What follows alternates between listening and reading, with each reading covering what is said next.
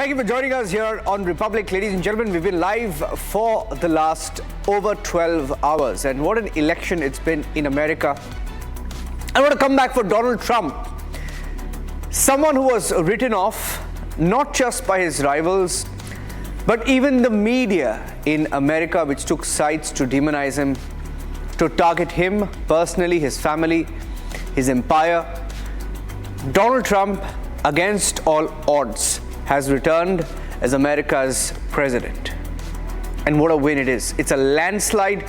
He's likely to win in over 300 seats. That's our focus here on Republic, as we also reflect on everything that the woke and liberal media tried to do to Donald Trump. Many lessons for the cheerleaders in India.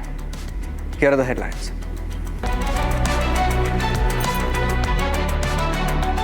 This will truly be the golden age of America. That's what we have to know. This is a magnificent victory for the American people that will allow us to make America great again.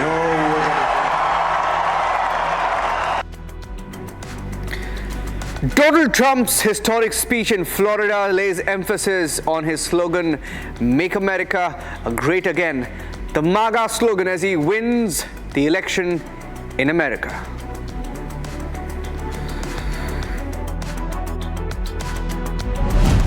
And I think that we just witnessed the greatest political comeback in the history of the United States of America. Vice President-elect J.D. Vance congratulates Trump. In his speech, calls the victory the greatest political comeback.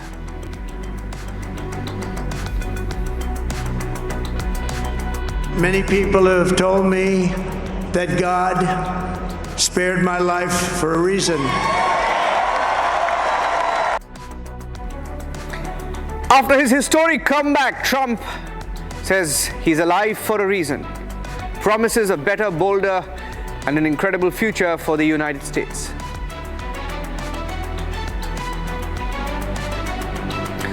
Congratulations poured in for Donald Trump from across the world. Prime Minister Modi to Emmanuel Macron, Israeli Prime Minister Netanyahu to Zelensky, world leaders congratulating Trump.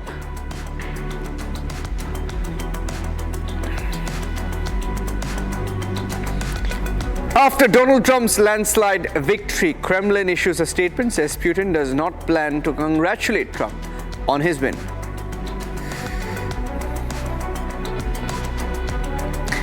Different markets, different reactions. Indian markets, stock markets on the rise. Iran's rial currency hitting an all-time low as Trump wins. Bitcoin, dollar up as Donald Trump beats Kamala Harris in the US presidential race.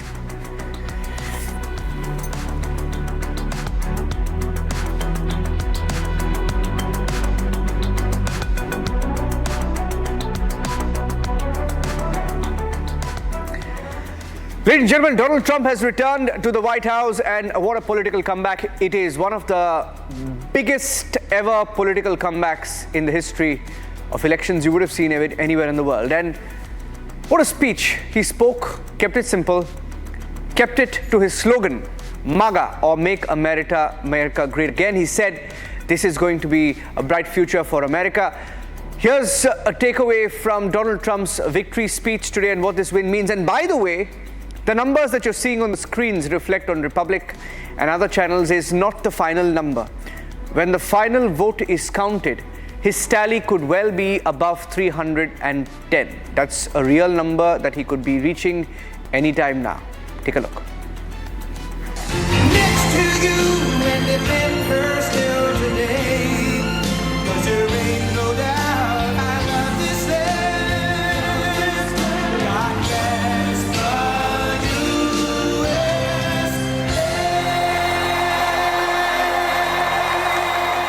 Frankly, this was, I believe, the greatest political movement of all time. There's never been anything like this in this country and maybe beyond.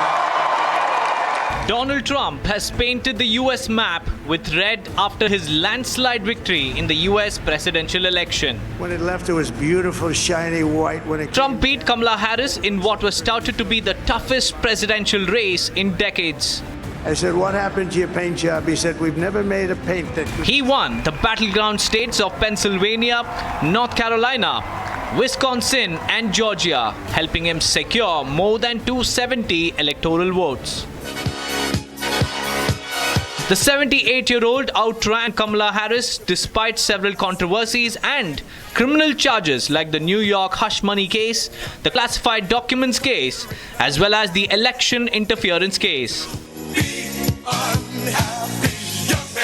His protectionist policy aimed at strengthening American economy and trade, giving more jobs to Native Americans and ending wars in the Middle East worked in his favor. Take a look what happened.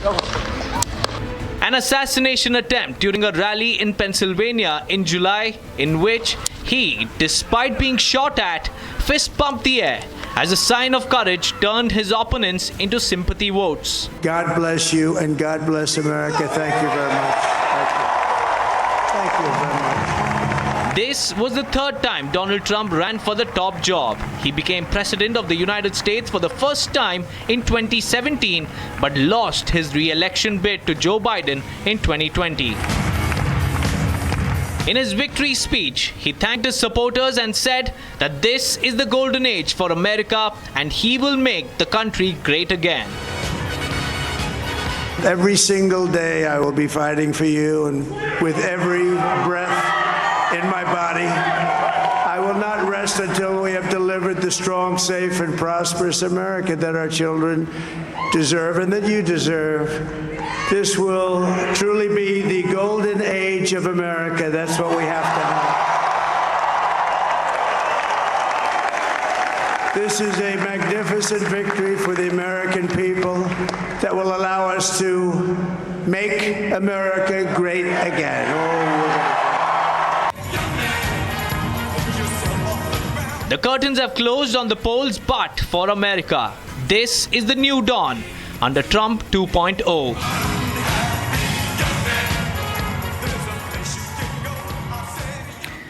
Okay, we have Vibhuti Jha joining us live from New York. He was live with us as the votes were being counted this morning. The final vote, though, is not counted yet. We'll wait for that.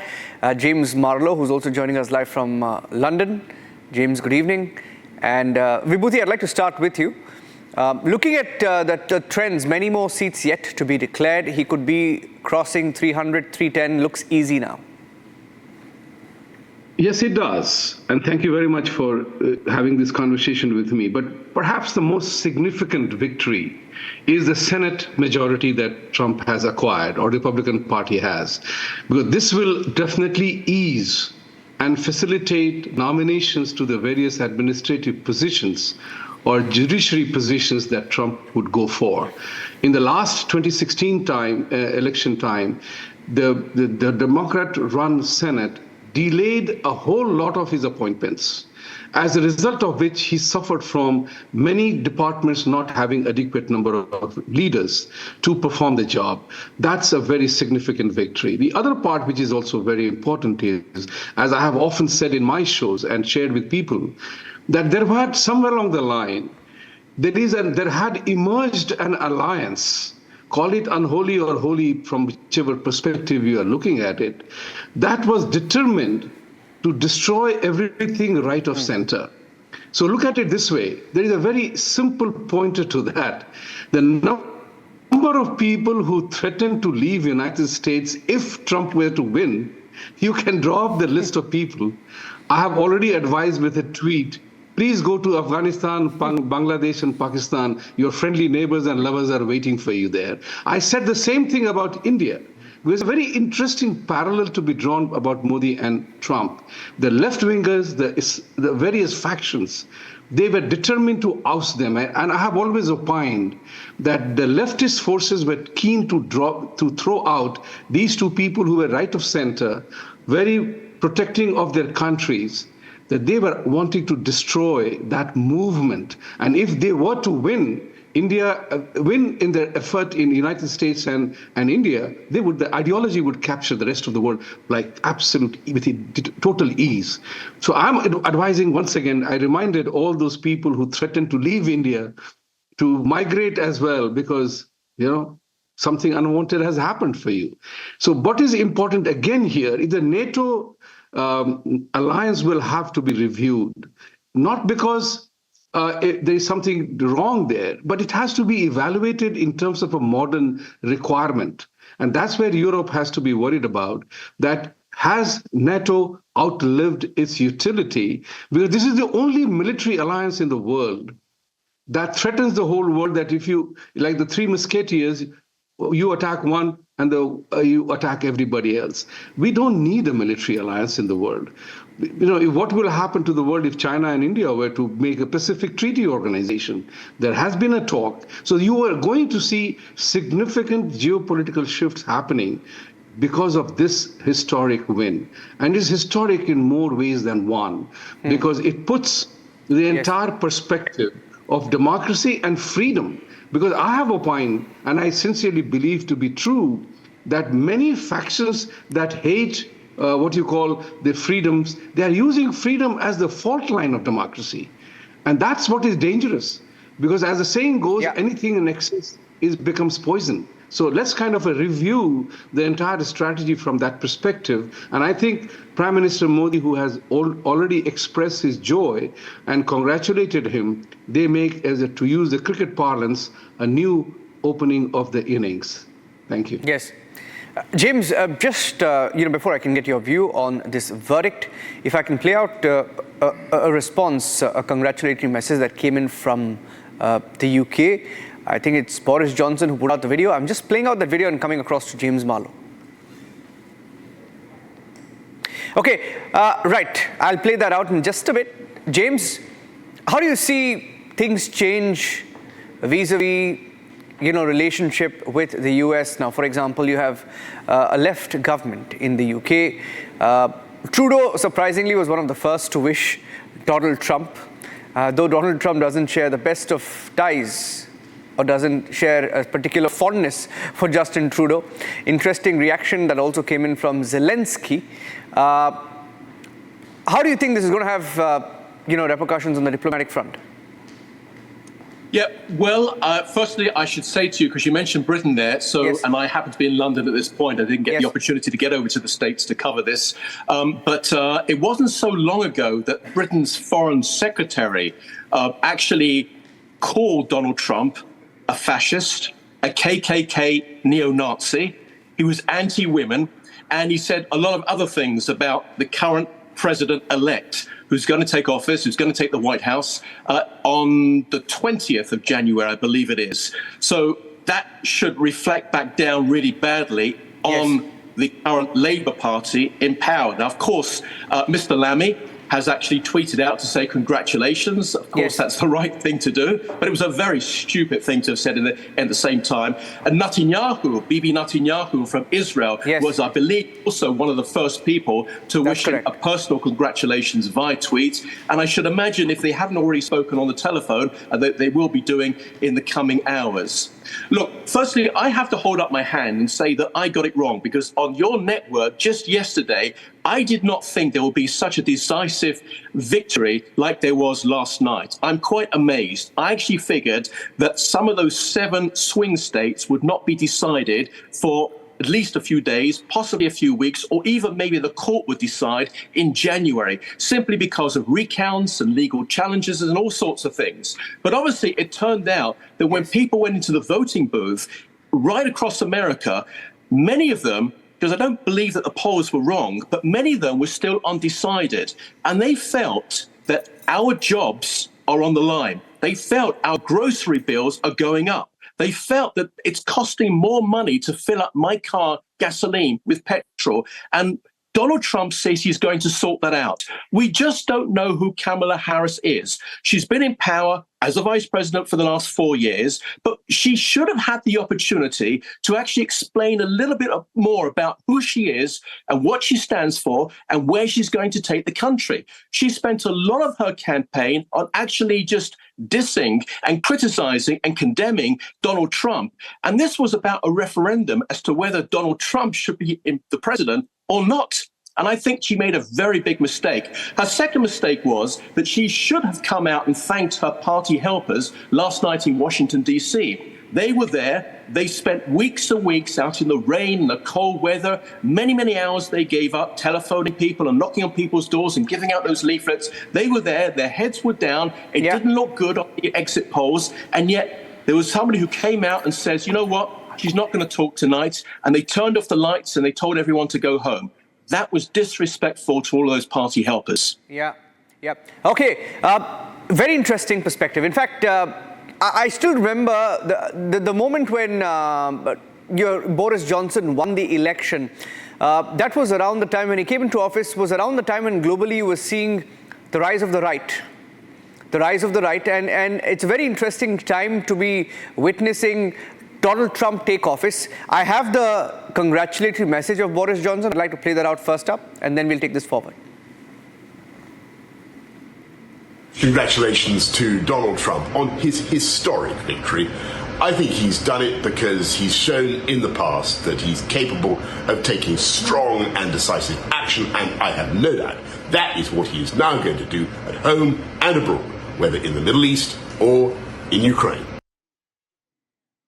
Huge congratulations to Donald Trump on his historic victory. I think he's done it because he's shown in the past that he's capable of taking strong and decisive action, and I have no doubt that is what he is now going to do at home and abroad, whether in the Middle East or in Ukraine. Vibhuti, you've been tracking the campaign very closely.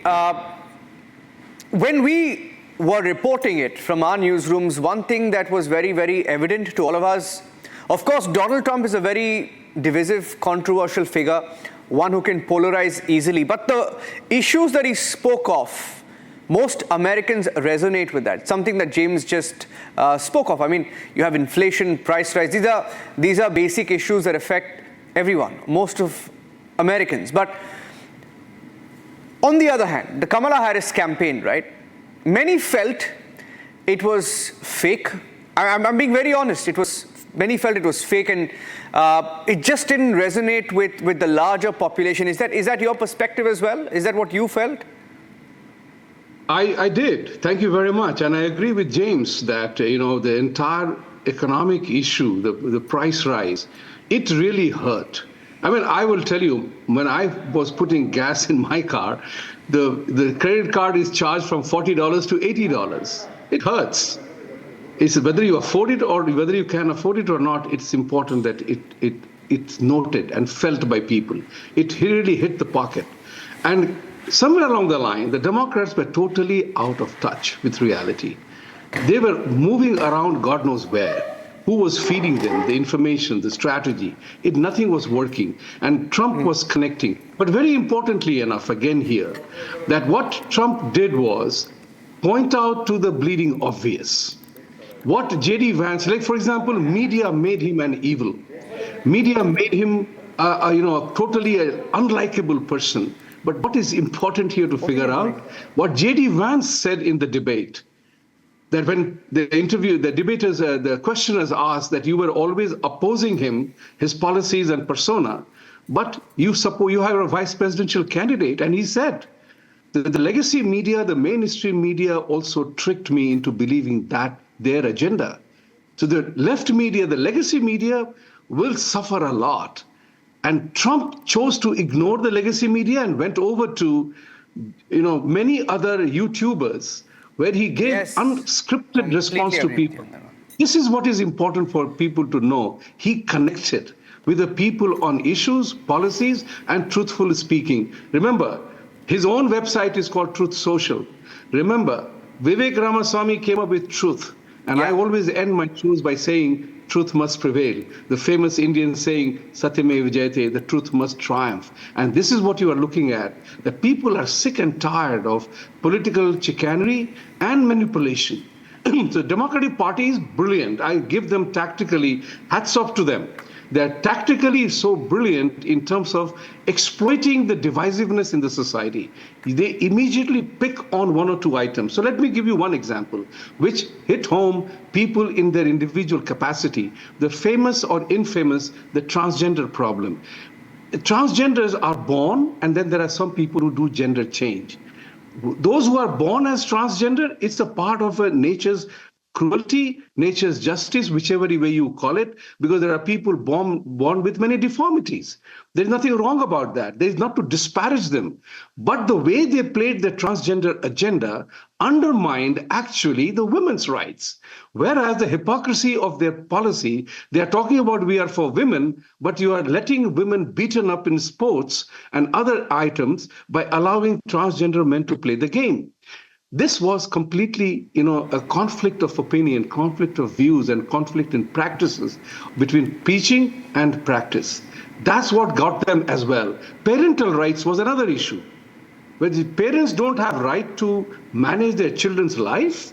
And in California, their popular Governor Newsom made it a law that if you do not subscribe to the gender change desire of your child, minor child, 8 or 9 or 10-year-old child, the child will be taken away from you. Do you think people were not cognizant of these measures brought in by the extreme leftist philosophies, the communist ideologies?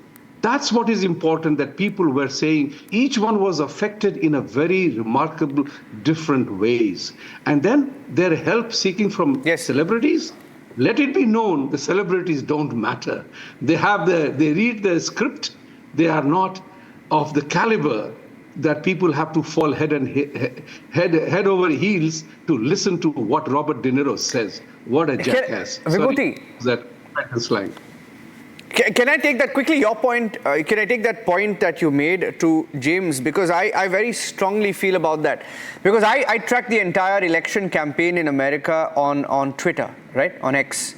I don't watch American channels because I don't believe in them, right? It's obvious. I mean, you look at them and you know that they're lying. They're lying. You see it, you hear it. James, do you think this is a big lesson for the media as well? Look, from Donald Trump's point of view, I don't think he cares too much about the media. Those politicians that follow the media, that listen to the people, which direction they should go, how they should form policy, how they should make their manifesto. I think well, in the end, let me put it simply, in the end, you just simply fall down because you have no direction. You don't know where you're going. In the case with Donald Trump, it was a clear message. He focused on two simple things: immigration and the state of the economy, to get inflation down, to get people back to work, and to stop the cheap goods coming in from countries like China and elsewhere. Build up the factories again. Let's start getting petrol prices down, gasoline prices down. We have more oil inside of America than all the other countries. We don't need to import it in, which is what the other administration was talking about. Joe Biden is probably a sitting duck at the moment. His administration is just really going to be sitting there in the White House, able to do almost nothing in the next couple of months until President-elect Donald Trump takes office. That means that Donald Trump can now take his opportunities, build a team around him, tell the Israelis, get the job done, get it finished, sort things out in Lebanon, sort things out in Gaza. By the time I come to power, I want the wars to be finished. I mean, let me just give you a brief example. In the last 6 weeks, I believe, in the last 6 months, Israel has taken out more of America's most wanted list than the Americans have done in the last 20 years. And that's because that they were saying all the time for 11 months that they had to take action inside of Lebanon. And it was the American administration that was holding it back. The same thing in Gaza. This war should not have been going on for 13 months. It was the American administration that kept the Israelis out of Rafah for 3.5 months when 101 hostages were being held and are still being held in those dungeons beneath, those terror dungeons beneath, of which many of them are now dead. So Donald Trump will say, just get that job finished And I will come, and if I can bring on board into the Abraham Accords Saudi Arabia and Oman and other countries, you're looking at a real peace, not this fake peace that the Americans are talking about, whereby let's just have a ceasefire and hopefully everything will be okay. Let's just appease Iran and hopefully everything will be... It's not going to be okay. Wake up. You tried that for years. Now try a different direction. That's what Donald Trump wants to do. And I feel it's a breath of fresh air, and I'm willing to take that chance and see what he comes up with. Yeah. James and Vibhuti, thank you for joining us on this broadcast and taking a short break. I've run out of time, but if you can stay, I request you to stay because this show will go on. I'm taking a break now, okay? It's a 2-minute break. I'm coming back with the headlines and some takeaways from the Donald Trump victory speech in Florida this morning. Welcome back. You're watching Republic TV as we get you the big takeaways from the American election. America has decided. They've given Donald Trump another chance. And what a historic comeback it's been for Donald Trump. The final vote hasn't been counted yet, and it is a landslide by every measure as his party wins everything there is up for grabs in America. I want to play out the excerpts of Donald Trump's victory speech. Before that, an update, Associated Press showing that, of course, apart from winning the race to the White House, Senate won by Republicans, House, Republicans way ahead, governor race, Republicans way ahead. Here's some of the big takeaways from Donald Trump's speech.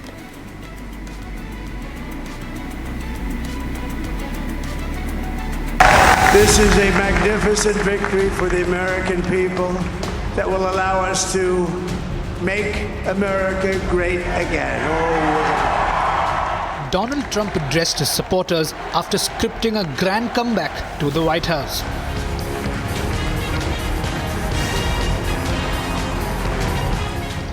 Defeating his Democratic rival Kamala Harris in the presidential elections, Trump's victory speech was a picture of certainty that the red wave had indeed drowned the Democrats.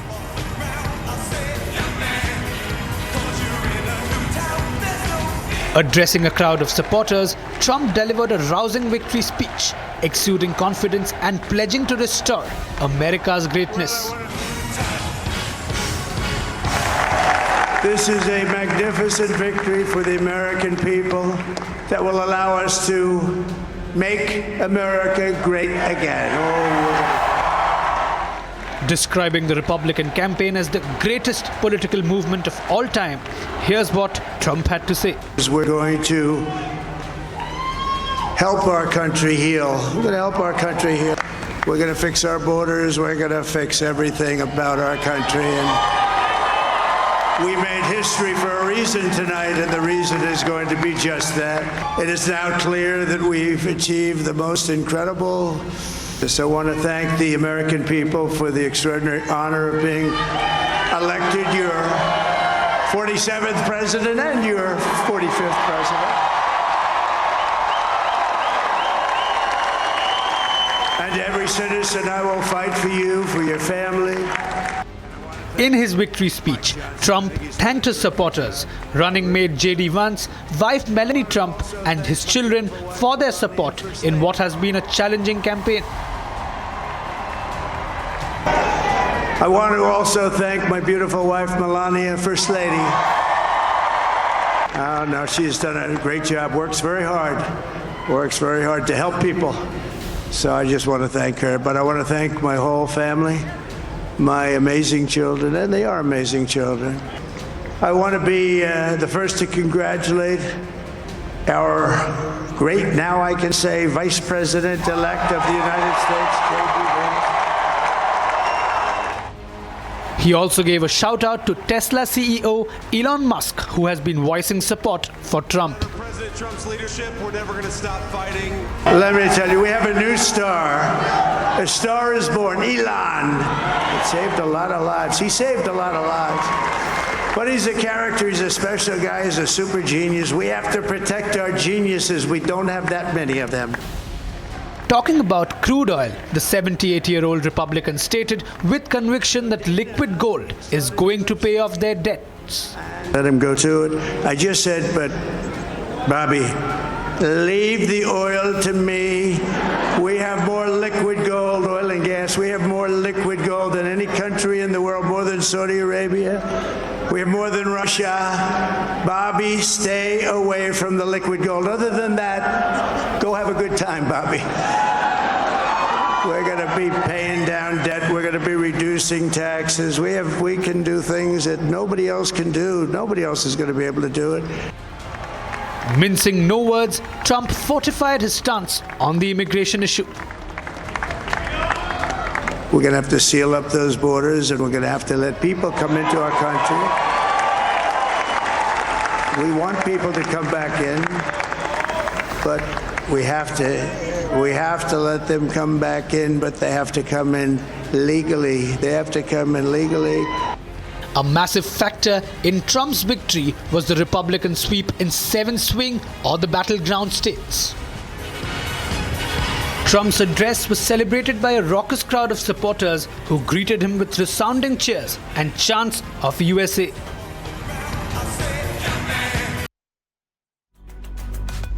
Okay, Vibhuti Jha continues to stay with us. He's live from New York, and I have James Marlowe joining us live from London. Vibhuti, a huge debate already has begun on whether Donald Trump is better for India. Let me tell you on a side note that even though Kamala Harris has Indian roots, Indian antecedents, not many in India were rooting for her. In fact, people were doing pujas for Donald Trump. I remember in a run-up. They've been doing, pujas in different cities, in different states, hoping that Donald Trump comes back to some power. There's something about him that Indians love, right? But on the economic front, is Trump better for India? Because I just saw an update that said, with his slogan about America first, there could be stricter H-1B visa rules kicking in. Do you see any of that happen? Very thought-provoking points that you brought about, that the Indianness of Kamala Harris, for example, I have always maintained. Didn't see that in the campaign. Yeah, for example, I combined 2 words called sentimental and emotional, and I said Indians must not become senti-emotional about the name Kamala, because she had already abandoned her entire route, and she was using it as a political ploy for vote gathering, and people saw through that. The reason why they saw through that was a very simple thing. Every single thing that happened against us Hindus in America, India, 370, CAA, every political measure that was done, resolutions passed, laws enacted, or dismantling Hindutva, they were all conceived, caste files, they were all conceived, thought of, implemented, and manipulated in Democrat-run states. So people like us began to ask this question of Indian Americans, that it seems that neither does your vote matter, nor does your political contribution matter. Make them both count. And I think somewhere along the line it began to resonate with Indians here that we have been traditionally supporting Democratic Party, but why? And I made a very specific position on that Democratic Party has been systematically taking the Indian votes and Indians for granted. And that's what is important. Kamala Harris's advisor on Kashmir and India is a Pakistani guy. How can you be so openly and flagrant on Indian intentions? Coming to the economy part, I think many people miss out on one thing. Tariff will be used, and tariff is an instrument. As a banker, as a student of economics, I know the tariff is always used as a negotiating tool to protect your own industry or make the import expensive. And if people are willing to pay more, so be it. So like China, the tariff imposed on China, the trade is going on. People are paying the money, and Biden administration did not overturn the tariff, though they complained bitterly about it. Now, what is important here is to come to this conclusion. That's a conclusion I came to. My conclusion is that there is no difference, and there are a lot of significant confluence points between Modi's agenda of India in 2047 being a multiple trillion dollar economy, the third or the second possibility, third or the second strongest economy in the world, and Trump's Make America Great Again. But think about it. Both need each other because of the huge markets, huge potential to grow. And they are not in conflict with each other at all, because both love their country and they will focus on the agenda that makes each other stronger rather than weaker. So I don't think Trump is going to do anything that hurts Indian economy, because he understands that following the Chinese debacle in terms of managing trade and political tensions, India is the country that is ready to absorb in the American investments, technology, and support. Likewise, America knows that I've done a lot of work in this arena, so I know that for every single American industry, India offers a huge market. And that's the part that we have to find the confluence of commonalities of purpose. And that I think they will establish rather successfully, and I think they will.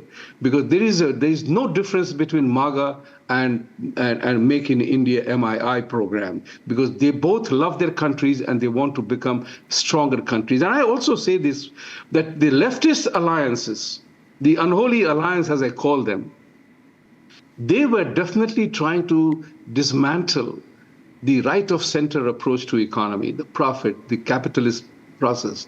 They were trying to bring the socialist measures.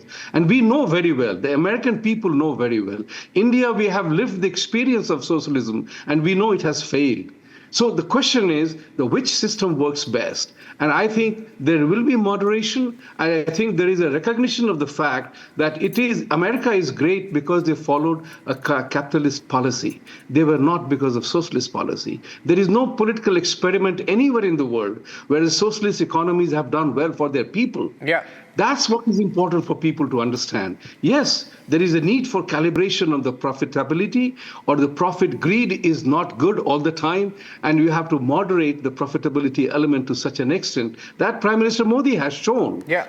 Whether it was COVID or the vaccine pricing and varieties of things. So like India's entire space aviation, space program is a remarkable example to the world that for motley sum of money, India landed on moon on the impossible side.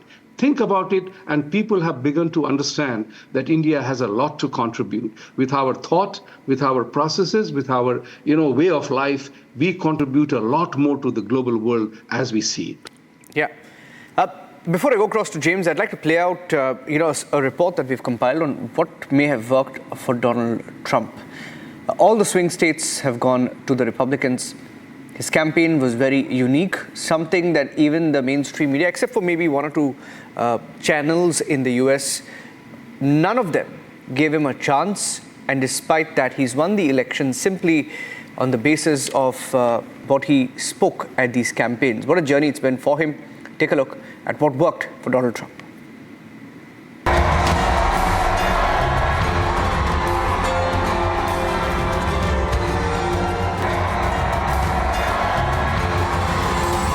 This is a magnificent victory for the American people that will allow us to make America great again.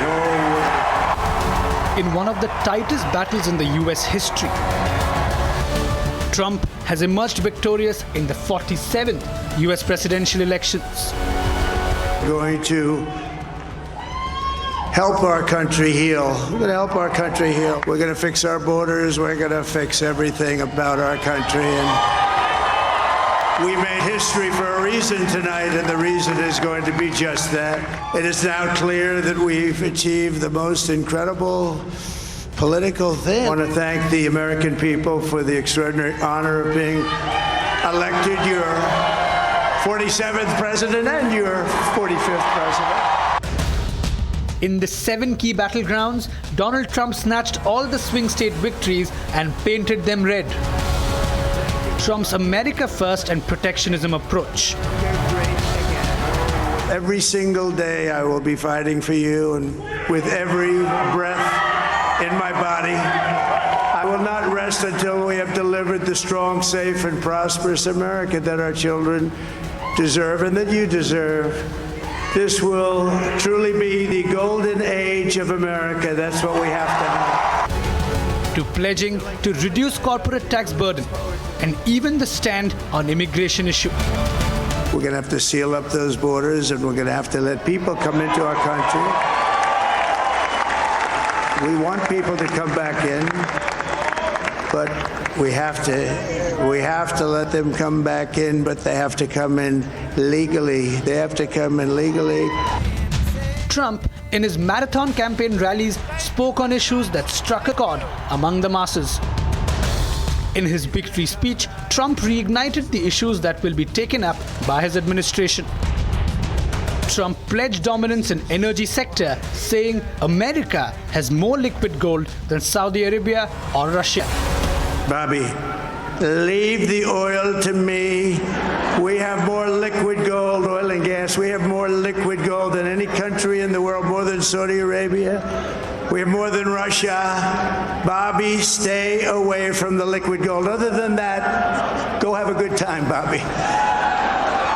We're going to be paying down debt. We're going to be reducing taxes. We can do things that nobody else can do. Nobody else is going to be able to do it.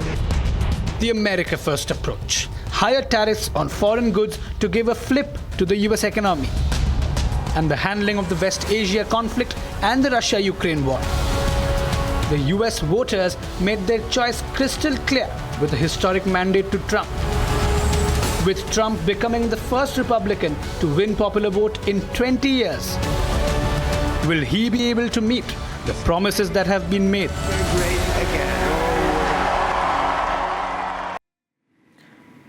You know, one of the, and my question is to James now. James, quickly, you know, if I can ask you a question on how there was an attempt to deliberately underplay anything Donald Trump, right?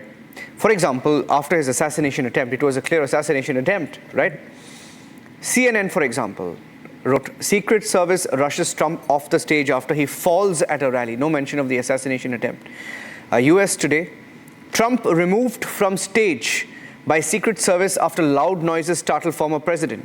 Washington Post said Trump taken away after loud noises at rally. And despite all of that, that man has bounced back. I mean, it's, would you call it one of the greatest political comebacks ever that you may have seen? How do you rate that comeback today? Yeah, and also on Twitter, or now it's known as X, as you know, formerly known as Twitter, there was a lot of people who were saying that it was staged, that the whole thing was staged. In fact, yes. It was 2 assassination attempts, possibly 3, because, of course, there was a car which was stopped not far from him with a lot of ammunition inside of it and a very suspicious person. But clearly, he survived from this, which was just miraculous. Another miraculous thing from last night is that he won all 7 swing states. I mean, it's just unbelievable. As I said right at the beginning of this, that I didn't think that we'd get a result. I thought it would be several weeks because of the legal challenges, because of the recounts and things like that. This is decisive. And you have to remember, when voters went into that voting booth, that they actually had a very, very long ballot paper. Right at the top was, of course, which is your presidential candidate favorite. You'd mark for that. And then, of course, came your local Congress people. So you were voting for the House, you were voting for in some states, a governor, a senator, and also in 10 states, you also had a vote on abortion. So I know from colleagues on the ground that they spoke to many, many people, and some of them said, we're actually going to vote for Donald Trump as the president to head the country, to be the president of the United States, but we're actually going to go local Democratic people. And it's okay to chop and change like that. But people just felt more comfortable with Donald Trump. Look, he's in office. I don't think Joe Biden is going to do much. It'll be very interesting to see what Kamala Harris is going to say when she finally comes out and makes her speech. Obviously, she's going to concede. I don't think she's officially done that yet. She's going to thank her party helpers. I think it's a bit late. And she's going to actually say how she's going to work to change over the White House together with Joe Biden on January the 20th. So the main thing, of course, right now is that Donald Trump, he's working really hard. I mean, this man has got the most unbelievable energy. He stays focused on the objective. Like some business people that I know have said about him, they've never met anyone like him before. He just is totally focused on winning, on getting things done. And there are very few people around like that. I mean, when you're totally devoted to something, it's as if you went in the football game, you just keep wanting to take that penalty. Well, eventually that ball is going to go in the net. He really believed that he had a chance in doing this. And I think even last night's result surprised him. So first, it's going to be America focusing on the economy. It was not a close election by any because a lot of people said it would be a close election, etc. It wasn't by any measure a close election. I was very tempted to use the line "Ab ki baar Trump Sarkar," a line that Narendra Modi used when he was in the US in 2019. That's when I met Vibhuti as well at Howdy Modi, right? So much of debate around that, but it is "Ab ki baar Trump Sarkar," as they say in Hindi. Vibhuti Jan, James Marlowe, thank you for joining us on the broadcast this evening. Our live coverage continues. Donald Trump, historic comeback. Stay tuned. The headlines when we come back.